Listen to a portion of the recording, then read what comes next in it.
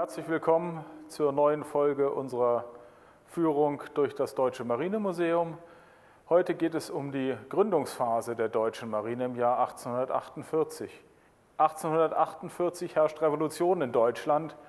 Das Bürgertum will in dem immer noch vom Adel dominierten Deutschen Bund mehr Mitsprache. In Frankfurt am Main wird in der Paulskirche die Nationalversammlung einberufen, die dem neuen Staat eine Verfassung geben soll.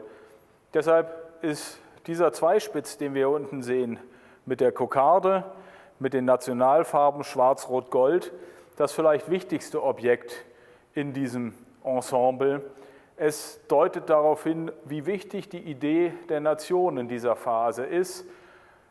Die Völker fühlen sich seit der Französischen Revolution Nationen zugehörig, die durch Staatsgebiet und durch Sprache und Kultur definiert werden. Das deutsche Bürgertum sucht ebenfalls, die Kleinstaaterei zu überwinden und einen modernen Nationalstaat zu formen, in dem das Bürgertum mehr Mitsprache hat. Zeitgleich kommt es zum Konflikt mit dem Königreich Dänemark. Es geht um das Herzogtum Schleswig, im Norden des Deutschen Bundes gelegen, auf das auch das Königreich Dänemark Anspruch erhebt. Dänemark blockiert deutsche Häfen und der Deutsche Bund, die Nationalversammlung, stellt fest, dass sie dieser Seeblockade eigentlich nichts entgegenstellen kann. Deshalb wird in der Nationalversammlung noch vor der Verfassungsfrage die Frage einer deutschen Marine debattiert und am 14. Juni 1848 beschließt die Nationalversammlung die Bereitstellung von 6 Millionen Taler zur Gründung einer deutschen Marine. Natürlich geht es um den konkreten Konflikt mit Dänemark, aber wie sehr diese Marine auch zum National für den neuen zu gründenden jungen Staat wird, kann man aus der Debatte ersehen. Und hier oben ist ein Zitat eines preußischen Generals zu lesen: Meine Herren, wir wollen die Einheit Deutschlands gründen. Es gibt kein Zeichen für diese Einheit, das in dem Maße innerhalb Deutschlands und außerhalb Deutschlands diesen Beschluss verkündet, als die Schaffung einer deutschen Flotte. Also von Anbeginn an ist die deutsche Marine aufs Engste mit der Idee eines deutschen Nationalstaats verbunden. Wozu soll diese Marine dienen? Dazu hat sich ein preußischer Prinz Gedanken gemacht. Prinz Adalbert von Preußen hat eine Denkschrift verfasst, die hier zu sehen ist, in der er 3 Aufgabenfelder für die Marine definiert. Eine Marine kann man nach seiner Auffassung brauchen für den Küstenschutz oder für den Handelsschutz oder als Seemacht. Das heißt, ein Staat kann seine nationale Stärke aus einer starken Marine ziehen. Adalbert von Preußen bezieht nicht eindeutig Stellung, er benennt diese 3 Optionen, aber es ist seiner Denkschrift zu entnehmen, dass er davor warnt, den Gedanken von Seemacht nur halbherzig zu verfolgen. Angesichts der Möglichkeiten, die bestehen, ist es als implizierte Warnung vor dem Seemachtgedanken zu verstehen. Denn was man zu jener Zeit auf deutschen Werften an Kriegsschiffen baut, sind solche Boote, Ruderkanonenboote, angetrieben durch Muskelkraft und Windkraft, mit 1 bis 2 Kanonen im Bug und Heck ausgestattet. Natürlich kann man mit solchen Booten nicht anstreben, Seemacht zu werden.